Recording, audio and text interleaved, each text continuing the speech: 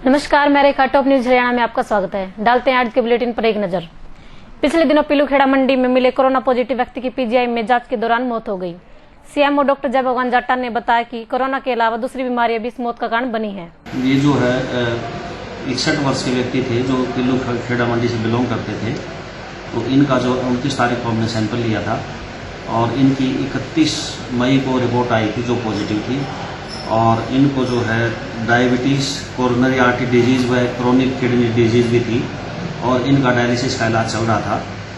तो ये वहाँ पे पीजीआई रोहतक में एडमिट थे और आज रात को लगभग 1:30 बजे इनकी जो है डेथ हो गई है। तो ये साथ में इनको कोरोना भी था और इनको क्रोनिक डिजीज़ भी थी। ये वेंटिलेटर पे थे पिछले 3-4 दिन से। तो इसकी रात को 1:16 पर डेथ हुई।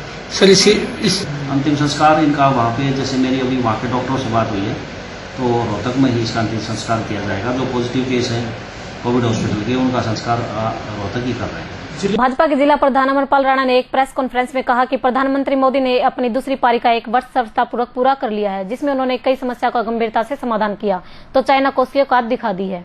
प्रदेश के अध्यक्ष माननीय बराड़ा जी की सभी जिला अध्यक्षों से, सभी विधायकों से, सभी मंत्रीगण से वीडियो कॉन्फ्रेंसिंग हुई।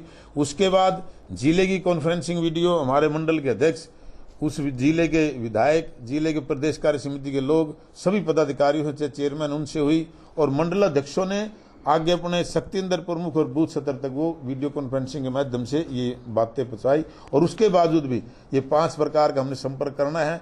इसमें पहला व्यक्तिगत संपर्क है, जो हम दो एक बूथ से भाई कोरोना का ध्यान रखते हुए ज्यादा कार्यकर्ता निकले, एक बूथ पे हमारे 2 कार्यकर्ता जाएंगे और 2 कार्यकर्ता पत्र घर घर, हमारे टारगेट मिला कि एक बूथ पे 100 घरों में ये टारगेट हमने पहुंचाना है।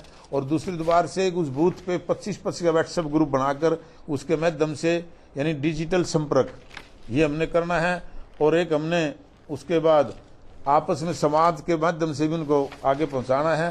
तो इस प्रकार की 5 इसमें हमारे माध्यम है, जिनके माध्यम से हम उनके आम जनमानस तक ये उपलब्धियां हमारे अंदर जो छोटी से लेकर बड़ी थी, तो 5-7 मैंने मेन गिनवाई हैं आपको, इसमें सारी हैं, ये हम आपको पत्र देंगे। और इसी को हम जो है बूथ स्तर तक लेकर और आम जनमानस तक प्रदेश की भी और देश की जो हमारी उपलब्धियां हैं वो लेकर जाएंगे। अब आप देखिए, प्रधानमंत्री जी ने जो चाइनीज के बारे में कहा है कि देश को आत्मनिर्भर बनाना है। आत्मनिर्भर जब हम होंगे तो अपने आप ऑटोमेटिक हमारी अनेक समस्याएं खत्म हो जाएंगी। और इसमें जो है ना, ये चाइना की जो धमकी थी उससे भी आपने देखा होगा मोदी जी ने कैसे उनका जवाब दिया है कि मैंने 1 दिन से पहले सभी को मैसेज करके जनरल को बुला के अपनी सीमाओं पर तैनात कर दिया है सेना को। और उन्होंने कहा है कि भाई हम पहले कोई शुरुआत नहीं करेंगे और बाद में कोई कसर नहीं छोड़ेंगे। कि बिल्कुल ठीक है, लेकिन इसका जो मोदी जी ने पीछे भी आपने सुना होगा, आप मन की बात में भी, कि इसमें जो है ना, हम आर्थिक नीति को ऊपर लाने के लिए आत्मनिर्भरता से इसमें काम जो करेंगे उससे जो है इससे लाभ मिलेगा हमें इसको। और जो है ना, हमारे इसमें कोरोना के लिए 20 लाख का पैकेज इसमें लिखा है, इसमें दिया है मोदी जी ने, उससे तो फिर आगे ऊपर आएगी आपकी जीडीपी। भाजपा में प्रदेशाध्यक्ष से जिला स्तर के प्रधानों की नियुक्ति के बारे में अमरपाल राणा ने कहा कि 30 जून तक सभी नियुक्तियां कर दी जाएंगी।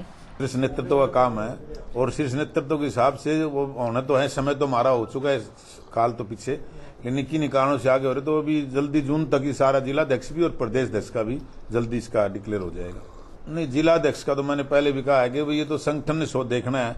और एक जैसे सिस्टम था हमारे यहाँ, सब की राय ली गई थी, पीछे आप सब लोग भी थे सभी वहाँ, और कार्यकर्ताओं की राय से ही यहाँ सब कुछ होता है। तो जैसे फिर वहाँ जिलाध्यक्ष के लिए हमारी एक क्राइटेरिया था, उसी प्रकार हमारा फिर एक कोर ग्रुप है, उसी सिस्टम से होता है सारा। तो सारी फॉर्मेलिटीज हमारी पूरी हो चुकी हैं और डिक्लेयर होना बाकी है। कब तक होगा ये संगठन के अधीन। देखिए, उम्मीद तो कोई नहीं, लेकिन मुझे ये उम्मीद है कि मान लो जिलाध्यक्ष ने तो कहीं ना कहीं मान सम्मान ठीक मिलेगा। रणदीप सिंह सुरजेवाला ने सिविल सर्जन जय भगवान जाटान को पीपीई किट व मास्क वितरित करने के बाद मीडिया से कहा कि स्वास्थ्य विभाग के साथ साथ पुलिस थानों को भी ये सामान वितरित करेंगे। डॉक्टर तक पीपीई किट और सोडियम हाइपोक्लोराइड का सोल्यूशन पहुंचे।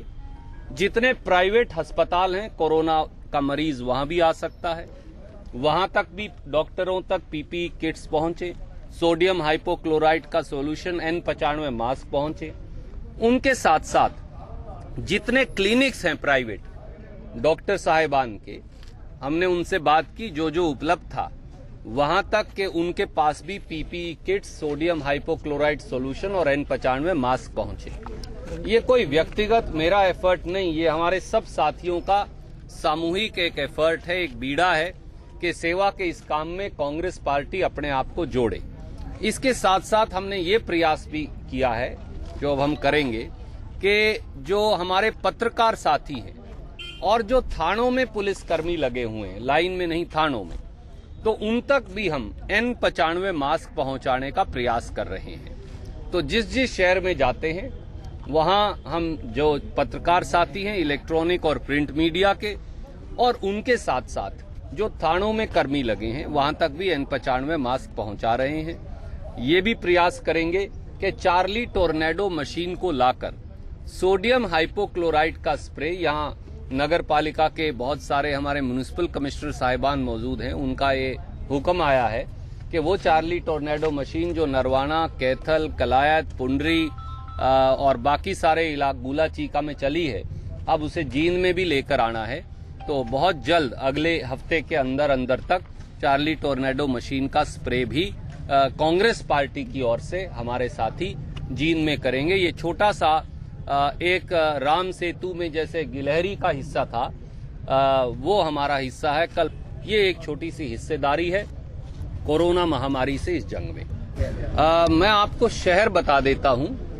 अब तक जो हमने शहर कवर किए हैं उनमें कैथल शहर, सीवण, गुहला चीका, पुंडरी, ढांड, कलायत, ये कैथल जिले में। कुरुक्षेत्र जिले में पेहवा, इस्माइलाबाद, शाहाबाद, बबैन, लाडवा और कुरुक्षेत्र, ये कुरुक्षेत्र जिले में। जींद जिले में अब तक नरवाना और उचाना, और आज जींद की शुरुआत है। वहीं पर सुरजेवाला ने केंद्र व राज्य सरकार पर निशाना साधते हुए कहा कि लॉकडाउन के दौरान सरकार पूरी तरह से विफल हुई है। देश और हरियाणा में दोनों जगह ही सरकार कोरोना महामारी की जंग में, कोरोना महामारी के संक्रमण को रोकने में नीतिगत तरीके से वो कामयाबी नहीं पा पाई जो उसे पानी चाहिए थी। उसके कई कारण हैं। एक छोटा सा उदाहरण मैं आपको दूं। 25 तारीख को 12 बजे से रात के प्रधानमंत्री जी ने लॉकडाउन 1 की घोषणा की और ये कहा कि 18 दिन में कुरुक्षेत्र का युद्ध जीत लिया गया था, ये हम 21 दिन में जीत लेंगे। उसके बाद लॉकडाउन 2 आया, फिर लॉकडाउन 3 आया, फिर लॉकडाउन 4 आया और अब हम लॉकडाउन 5 में चले गए हैं। अब प्रधानमंत्री जी ने और हरियाणा के मुख्यमंत्री जी ने कोई इस बारे में जानकारी नहीं दी कि लॉकडाउन से बाहर निकलने का हरियाणा प्रदेश और देश का क्या रास्ता है। देश में 562 संक्रमण थे जब आपने लॉकडाउन लगाया। आज 2 लाख के नजदीक संक्रमण पहुंच गए हैं जब हम लॉकडाउन खोल रहे हैं। ऐसे में पूरी अर्थव्यवस्था ठप हो गई। किसी को एक फूटी कोड़ी भारत सरकार, भाजपा सरकार ने सहायता नहीं दी और किसान, मजदूर, दुकानदार, व्यापारी, लघु उद्योग सबके सब ठप पड़े हैं। हरियाणा का हाल और बुरा है। 2.5 लाख से 5 लाख के बीच में छोटे और बड़े दुकानदार साथी हैं। 52 दिन तक उनकी दुकानें बंद रखी गई।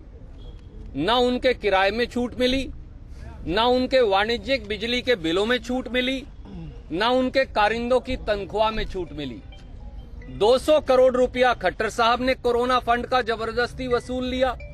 20,000 करोड़ रुपया मोदी जी ने पीएम केयर फंड के नाम पे वसूल लिया, पर वो पैसा गया कहां, मिला किसको? हरियाणा कर्मचारी महासंघ ने एक बैठक आयोजित कर उपायुक्त से मांग की कि कोरोना की लड़ाई में विशेष रूप से अपनी सेवाएं देने वाले सभी विभागों के कर्मचारियों को पैकेज दिया जाए। जिले में हर साल जो डीसी रेट रिवाइज होता है वो अप्रैल से हो जाता है। अब की बार कोरोना वायरस की वजह से वो अब तक रिवाइज नहीं हुआ है। उसके लिए आज हमने यहाँ मीटिंग की और मीटिंग में फैसला लिया है कि डीसी साहब से अभी ज्ञापन सौंपेंगे और उस ज्ञापन के माध्यम से डीसी साहब से यही निवेदन करेंगे कि इस कोरोना वायरस की वजह से जो हमारा कर्मचारी जैसे स्वास्थ्य विभाग है, जन स्वास्थ्य विभाग है, बिजली बोर्ड है, रोडवेज है, पुलिस डिपार्टमेंट है, जो अपनी जान की परवाह करे बगैर 24 घंटे ड्यूटी कर रहे हैं, उनके लिए डीसी साहब और इन सभी विभागों में हमारा कच्चा कर्मचारी है, तो डीसी साहब से निवेदन है कि उनके लिए एक विशेष पैकेज दिया जाए ताकि कर्मचारी को इसमें फायदा हो। तो मैं हमारे सभी कर्मचारियों से भी निवेदन करना चाहूँगा, जैसे कि आज हमारा लॉकडाउन लगभग खुल चुका है, सभी कर्मचारी अपनी नैतिक जिम्मेवारी लेते हुए सोशल डिस्टेंसिंग का ध्यान रखें, मास्क का प्रयोग करें, हैंड सैनिटाइजर का प्रयोग करें और अपनी ड्यूटी पूरी ईमानदारी से निभाएं और पब्लिक को भी समझाएं कि ये बीमारी ऐसा है, इसमें सरकार अकेली कुछ नहीं कर सकती, हमारा सभी का ही फर्ज बनता है। तो मैं यही निवेदन करूंगा सरकार से भी और कर्मचारी से भी और पब्लिक से भी निवेदन करूंगा कि वो भी कर्मचारियों का इसमें सहयोग करें। वहीं पर कर्मचारी नेता जयवीर जुलानी ने कोरोना की लड़ाई में गए कर्मचारियों की जान की चिंता जताते हुए पुरानी पेंशन बहाली की मांग भी उठा दी है।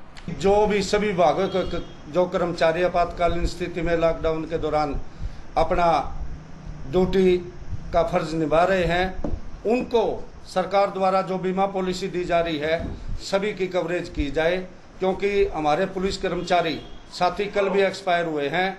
अगर उनकी पुरानी पेंशन जो नीति सरकार ने बंद की हुई है वो भी बहाल की जाए, क्योंकि उसका परिवार बाद में दुखदायी स्थिति में आ जाता है।